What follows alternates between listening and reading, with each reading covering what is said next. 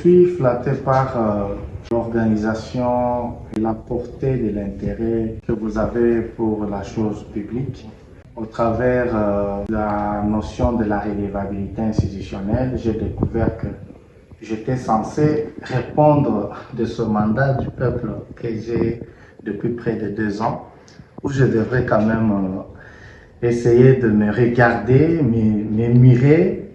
et dans mon reflet, j'ai découvert qu'il était important d'être à jour avec les engagements parlementaires en termes de la production législative ainsi que la production non législative. Alors, je suis ému du fait que Tala nous suit partout, hein. Nous avions découvert même notre portrait qui avait déjà une partie et une très bonne partie des matières me concernant personnellement. Et j'ai vu que je n'étais pas une personne cachée, alors je me suis senti que ce reflet doit encore rendre à moi cette énergie à pouvoir déployer davantage me déployer au travers de cette responsabilité pour produire plus, pour être encore au service de la population qui attend de nous le travail pour lequel elle nous a délégué au niveau de l'institution Assemblée nationale. Et à travers cet exercice d'aujourd'hui, j'étais obligé de recenser un peu quelques activités ou actions que j'ai pu mener en tant que législateur. J'ai évoqué les 2 lois que nous avons déjà déposées, la loi sur l'organisation de l'ordre des psychologues qui doit venir comme une réponse à l'encadrement des ressources en santé mentale pour pouvoir être aux côtés de personnes vulnérables, notamment ceux de personnes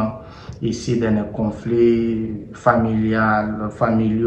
armés, et toutes sortes de situations, problèmes au travers de notre pays. Nous avons également évoqué que nous venions de déposer une loi sur l'organisation et l'encadrement de la bourse et la recherche innovante qui, à mon avis, devient comme une réponse à l'investissement scientifique de Congolais du niveau local jusqu'au niveau supérieur qui est le niveau des universités ou des enseignements supérieurs. Nous sommes rendus compte également que à côté des matières législatives, comme je dis, qu'il y avait également des actions qui ont été initiées, notamment les questions orales et écrites que nous avons dénombrées ici, des questions d'actualité qui ont été déposées pour le ministre, en direction du ministre de la Santé et ainsi que le directeur de CESAC. Et nous avons évoqué la question orale avec avec débat adressé au directeur de Transco. Nous avons également relevé une autre question, cette fois-là elle est écrite, qui est adressée au ministre de l'Intérieur pour